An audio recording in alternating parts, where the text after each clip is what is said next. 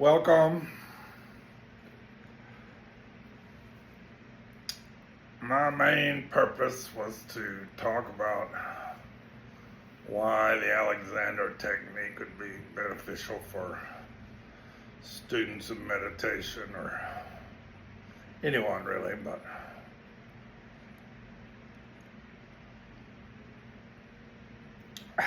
so the Buddha just discovered this thing, and really it was hard to explain to people. Very hard to explain to people. Alexander technique's a little bit like that. Hard to explain to people. I mean, to where,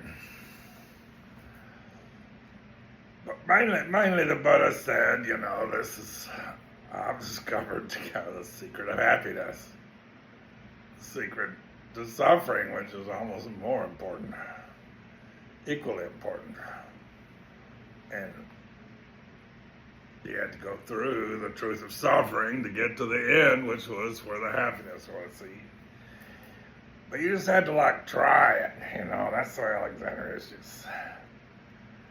If you're fortunate, somebody will mention Alexander technique and speaking of it glowingly, and it'll just ring a bell for some reason, and you'll try it. And man, as soon as you try it, the honey is right there on your tongue. As soon as you try it, it's just like, oh yeah. Anytime you put your hands on somebody, nowadays it's beyond that because of the internet. Half the time that people don't even get hands on them. But anytime you're able to put your hand on somebody's Alexander teacher, it's a mixed bag. But so many people that have an affinity for the Dharma get it like that, man. If you have an affinity for the Dharma, you will really benefit from at least trying this. If you have an affinity for the Dharma and you want to join your mind with the Dharma, not a better thing you can do than at least try a little Alexander technique. How can it hurt you?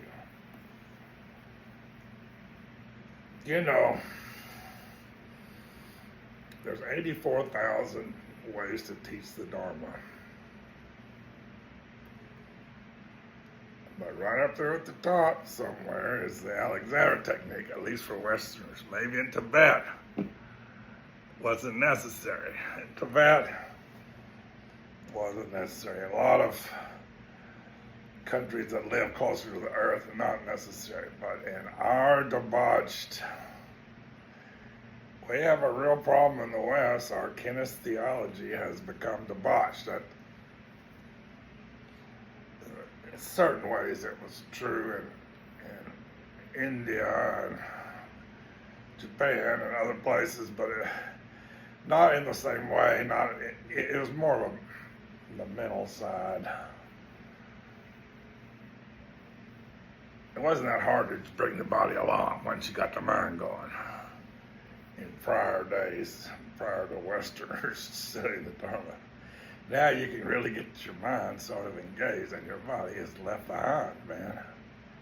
I'm telling you, if you practice the Dharma and you don't get lucky and have some kind of Nalanda view land in your lap and get lucky, your body's going to be left behind, and you're just not going to be able to benefit like you would. Like you should, like you could.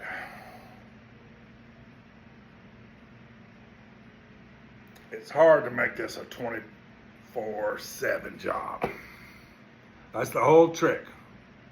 That's the whole thing in the Dharma. And everything in the Dharma, especially Vajrayana, is tricking you. Vajrayana is tricking you into doing these 100,000 times 5 or 4. Let's just call it 5 and be realistic. They just pile on these practices, and the next thing you do, you're practicing like 24/7. That's it. We tricked you and practicing 24/7. That's it. Well, there's not a more beautiful, beautiful, beautiful way to be tricked into 24/7 than the Alexander technique. It's the smoothest way there is. It's the smoothest way there is. It's the smoothest way there is to get to this point. In Dzogchen, there's 3 words that strike the vital point. I'm just going to skip the first 2 at the moment. Here's the third. The third is where you wake up. You're practicing your brains out at this point. It ain't like you don't know what practice is. But it just didn't occur to you. You just hadn't had the sandal slapped in your face and it's shown to you, oh yeah, this is really a 24/7 job. That's what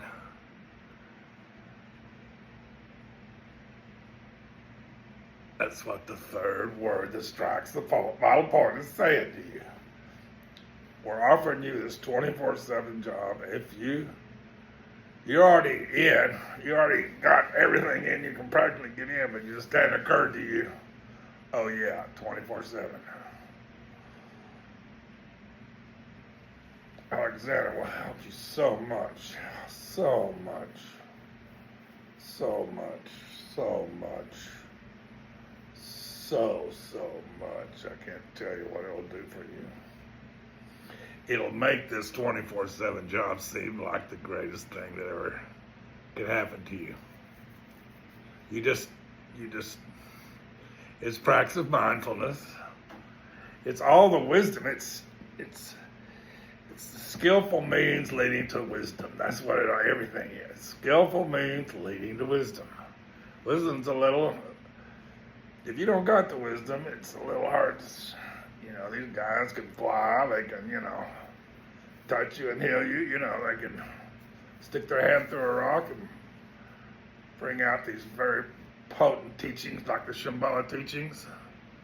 I don't believe Trump ever stuck his hand through a rock, but his hand was stuck in his head and pulled it out of his head like that. And here's the Shambhala teachings. And it was painful giving birth, it was a little, it was a deal. It was an ordeal for him. But, his glory, but wasn't nothing. Wasn't like he didn't have to give birth. And somehow the Shambhala teachings at Alexander are just like, Shambhala teachings are so profound, it's just beyond belief. But I don't think a lot of people got it in a certain way, just in a nuts and bolts way. I like to say the Shambhala teachings are like going to high school in Tibet. You can learn a lot of things from books and you can learn them from your teacher, but if you didn't go to high school in Tibet, there are a lot of things you missed. In a lot of ways, the Shambhala teaching will fill in those gaps for you. But somehow, nobody gets it if they don't do Alexander with it or get a keto teacher and submit to the program. You have no idea what that means, submit to the program, boys and girls. We're talking. My friend was telling me about what he studied with a sword school, Japanese swords in Austin, And what you had to go through, man. You had to show up for these long sessions 3 times a week. One of them was a drinking session. 2 of them were keto classes, but one of them was a drinking deal. And you had to. It was once you got in there, you were spending all your time. It was a huge commitment. Huge commitment. Getting a traditional Japanese teacher and studying calligraphy or tea ceremony or Kyudo or Kendo. And if you don't do something like that, but I think you should do that on top of Alexander, but you won't have to worry about finding the great, perfect teacher, which are impossible to find these days. They're just very difficult to find those people. You can teach it to yourself as long as you got Alexander. I had a great keto teacher, but mostly I was just off by myself, I didn't have the money or I just wasn't there. I went enough in the beginning. A bunch.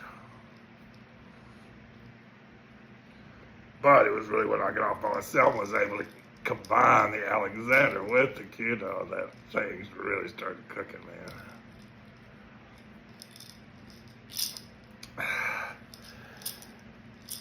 I don't know how to explain it to you, but if you just do it. It can't be explained, but you do. There could be a lot to be said about Alexander. Doesn't make much sense if you don't do it. If you do it, then it all comes together. And everything that's said is meaningful,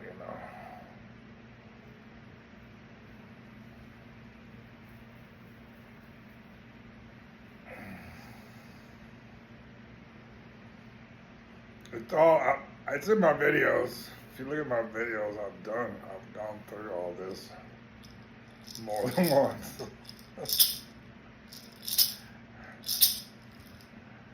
In Tibetan, they have what's called the grandmother's finger. And that's the most important thing there is. The most important thing is grandmother, somebody you trust. If you're lucky, points her finger and says, dude, try this. This is what the Buddha did. Basically, the Buddha gave people grandmother's finger, said, I can't explain to you exactly what the nature of mind is. Although nowadays, if they get you in their grip and you spend enough time with them and you have a mind-to-mind transmission that just happens naturally, then yeah, I just showed you what mind is, but it's still up to you. Get a glimpse of what mind is, not the same thing as owning it yourself. People make that mistake. I make that mistake in books. You read somebody like Longchenpa, and you read enough of him, and you get a contact high, but that ain't necessarily it. That is not it. It feels like it. You think you're it.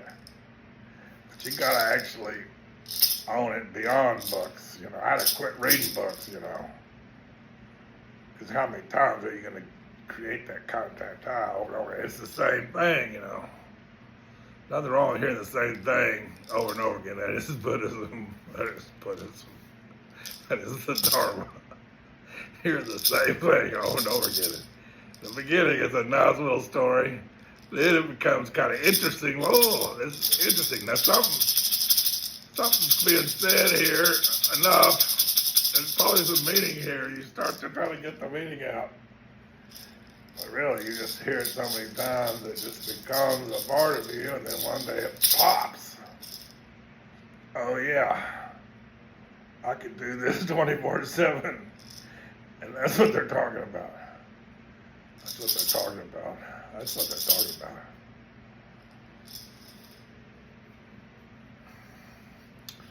So, I don't know.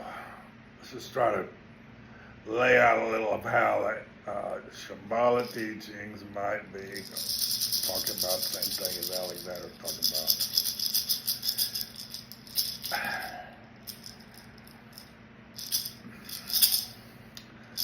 Shambhala teaching says you should conquer aggression.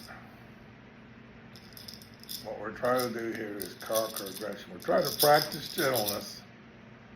Well, that is a big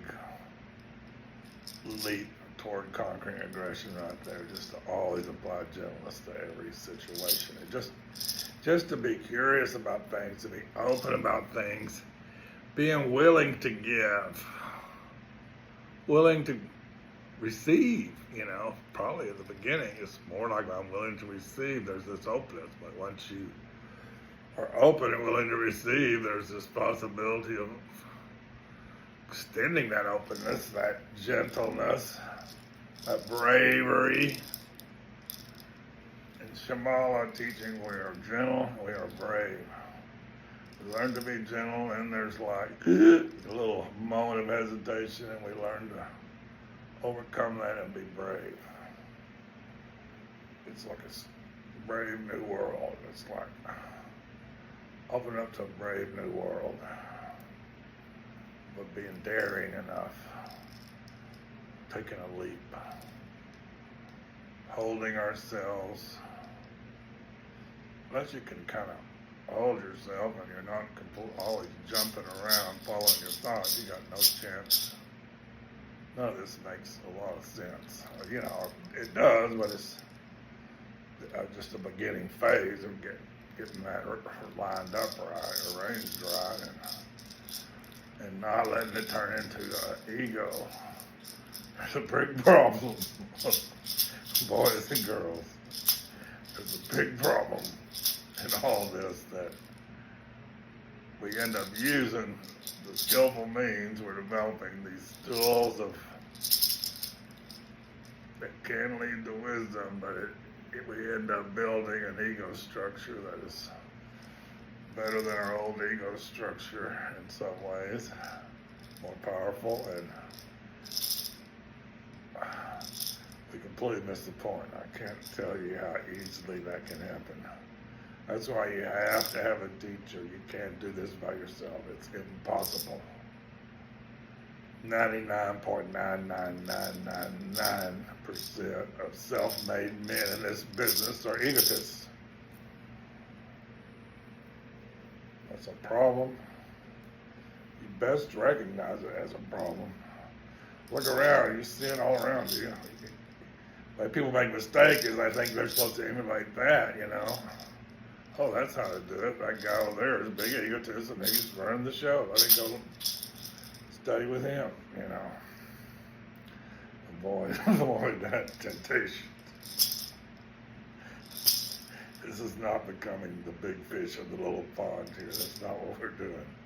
How to become a big fish in a little sunk pond with no teacher anywhere around, or some guy thinking he's the teacher. You can handle that situation, but you best be looking at that as a temporary. You better find out who the teacher is. You better hook up with the teacher. You better see if he's genuine. You're going to have to deal with situations like that all along, and you can deal with them. They can be dealt with. You better don't enroll yourself. Don't enroll yourself in making yourself a tasty ego that you can lord it over others. No. Practice your bodhicitta. Without practicing your bodhicitta, we got no chance here. It's going to turn into an ego trip. It's just, ego is too strong. Ego is too strong. You have to practice these skillful means which upend ego. Ego has to be upended a million times and plus a million times, plus a million times, plus a million times, plus a million times. Over and over and over, you just upend ego. Upend the selfish tendencies that root about.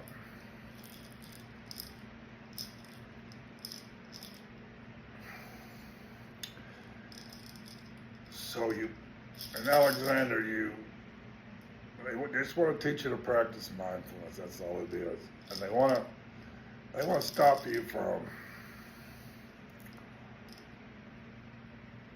shrinking and making yourself a more tense. They want to get you off the tense game. Right now, we're always on the tense game, man. Whatever we do, we make it worse. Whatever we do, we make it worse. Whatever we do, we make it worse. That's the way we are right now. And we don't know another way. We don't know another way besides aggression and speed.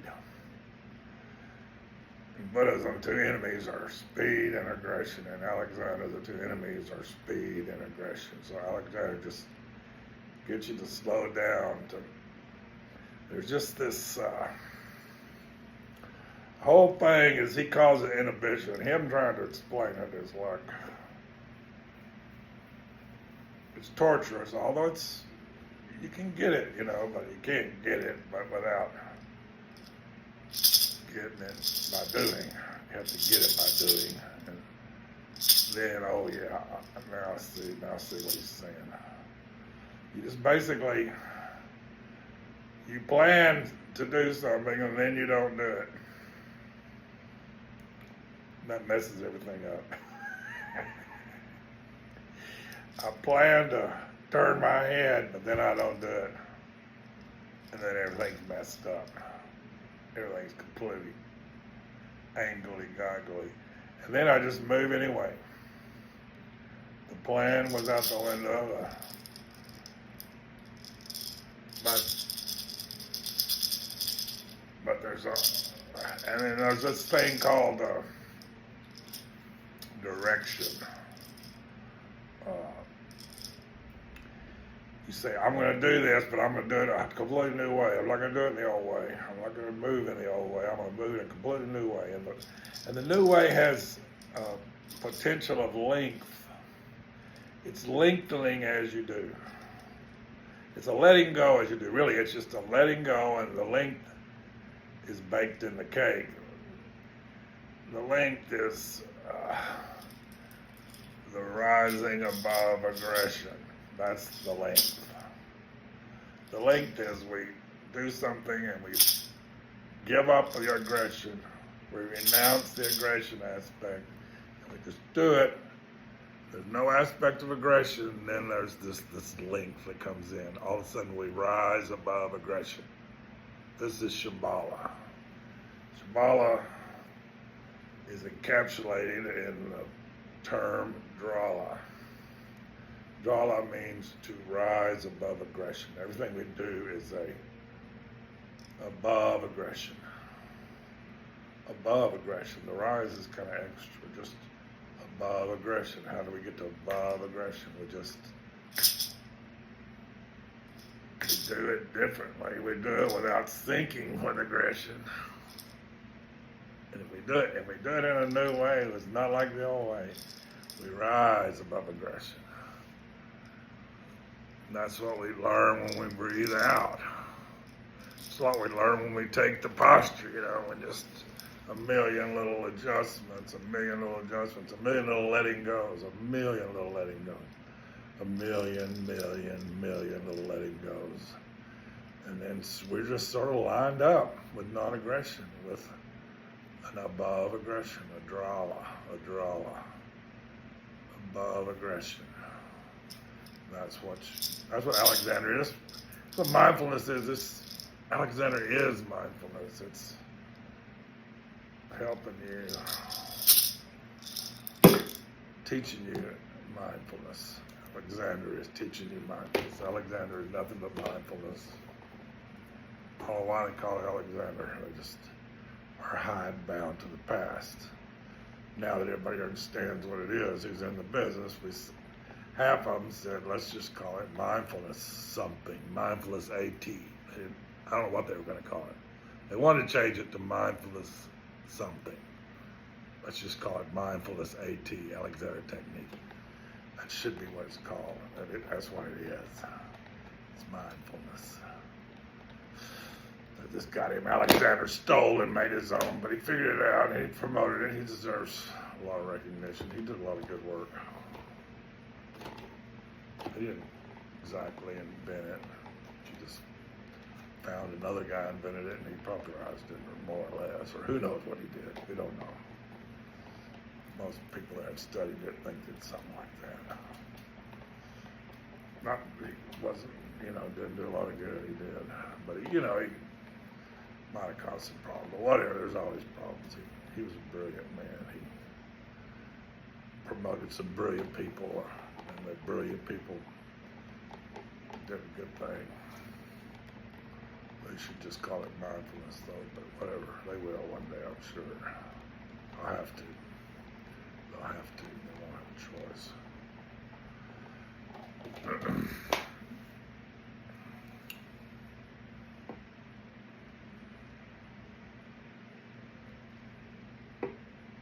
I don't know, I've got all this a million times. I don't know how. Another way to say it.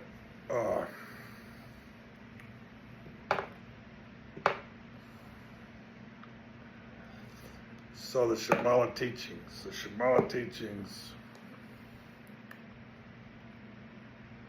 it's just like, how do you eat your lunch? How do you sit? How do you walk? How do you stand? How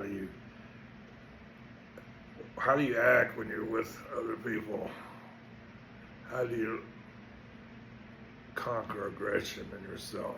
How do you surrender your ego constantly? How do you, there's a thing I think about it, Japanese culture is very powerful in all this. It's very old. They've been doing this with Buddhism for 1,000 years, and before that it was Shintoism, which is like his brother. Now they're like brothers. How to train the individual. And it's sort of like you fake what it is until you wake up one day and you're it. You pretend. It's like theater, Everything you do in Japanese culture is like theater. And in Tibetan, it's more natural. It's not kind of always that we're all just acting this way, and because the Tibetans are they're there, they've been there. Japanese are there too, especially in the day.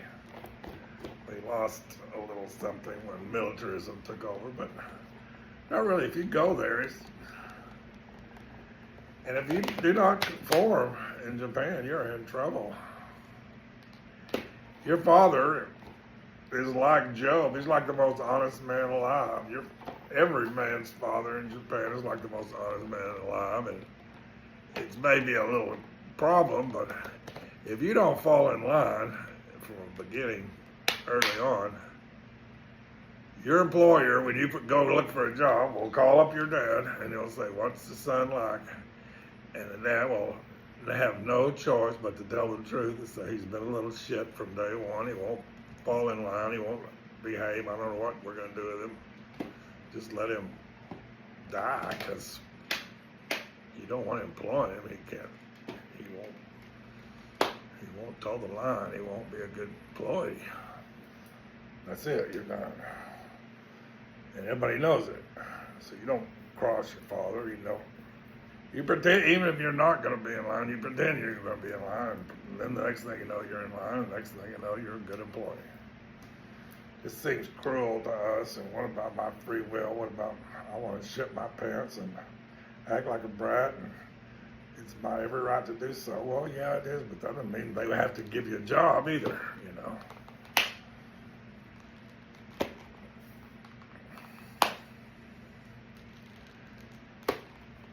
I don't know, it's a little complicated, but it's a little different than what in the West when we all of us rebel, and I don't know, man. There's just a lot of laziness and a lot of aggression and a lot of mess. The Japanese don't put up with. They nip it in the bud. And I don't know, there's a lot of, I'm not saying Japanese are perfect, especially today, but at one time they produced a good society where everybody was about the good of the society, and anybody that wasn't, everybody knew it. We don't really have that now, We don't have that now. But whatever, we're working toward it. We're doing the best we can. But be better if you got into a school and you pretended that bodhicitta was the big deal. And you just pretended all the time. I've got bodhicitta coming out of my heart. I'll take in all of. But you do that enough. You do that enough. You do that enough. You do that enough, and you're natural. It's natural for it to be that way. It comes alive.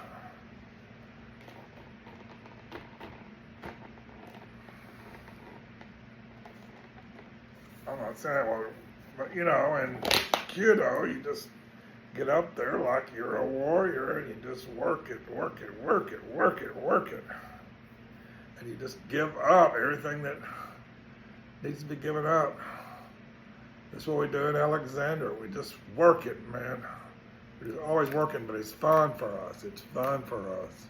It's fun for us to practice this way. It's fun for us to practice mindfulness. It's fun for us to rise above aggression. It's fun to meet in the field of a warrior, you know, to meet on the archery field and be brave, you know, or fall on our ass. Nothing like falling on your ass in the middle of everybody. To create warriors, man, that's where we create warriors. Put them to the test. Let them fail. Good, they fail. They'll do better next time. That's the way it is. That's the way it is. Don't be afraid to be a fool. Don't be afraid to make a mistake. That's what we learn in Alexander. Not only am I not afraid to make a mistake, I think it's the greatest thing since sliced bread to get up there and get it wrong in front of everybody and have my teacher say so, but not in the way of putting you down. No, it's like the glory. Oh, you made the. Do you see that? Do you see that? Do you see that? Do you see that? Do you see that? And you just get so, seeing that is just it. That is the greatest glory there is. I get up in front of my teacher. I couldn't. But then I just slide into perfection. I don't know. Then I just slide into what it is. You just slide into what it is. You just awaken like a Garuda.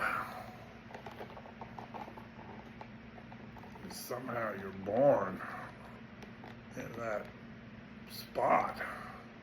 You awaken to who you are. And you don't forget that. Once you awaken to your Buddha nature, you don't forget that. And once you awaken again and again and again and again and again and again and again and again and again to your Buddha nature, you don't forget that. That's what you just do that. You just do that. You just do that. You're not afraid of nothing. Not afraid of making mistakes, man. You think making mistakes is how you awoke last time and how you're going to awake next time. That's how it's going to happen. You know, in Japan, when there are mistakes or problems or things go wrong in an organization, they just figure out what went wrong and they fix it. And they don't assign blame. That's what it is here.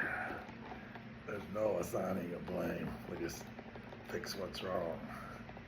If you're not quite cooked, we just get you cooked. We let you cook until you get cooked. You just keep getting cooked. Keep getting cooked. Like they say in the Mahayana, they just, you jump out of it, you stick your head out of the pot and going, but I don't think this is black, and they just push you back down, you know. You're not quite cooked. You just put you back in the pot and keep cooking you. That's what we want to be. We want to be in the pot cooking, making mistakes, learning to rise above aggression, learning to conquer aggression, learning to conquer aggression through mindfulness, a lack of being in a hurry, being on that spot, that moment, It's all about, we talk a lot about your head and your neck, but it's not necessarily about the head and the neck. I mean, that's aspect, but the real deal is to just pause, just not to get ahead of yourself, It's not to, it's like they say, first thought. You gotta slow down to be first thought, When you're in a hurry, you're jumping on every little thought you have. That can't be first thought, because there was no pause. You got to pause. You gotta stop and not be impelled by karma, by speed, by habit. Habit is gone. Habit is lost. We don't have it. I ain't got a habit because I just forgot my habit. I dropped it, I'm in the or if I got a habit, I'm in the process of dropping it. If I do have it, I'm in the process of dropping it. Watch me drop it. Watch me drop it. That's it. That's it. That's it. That's it.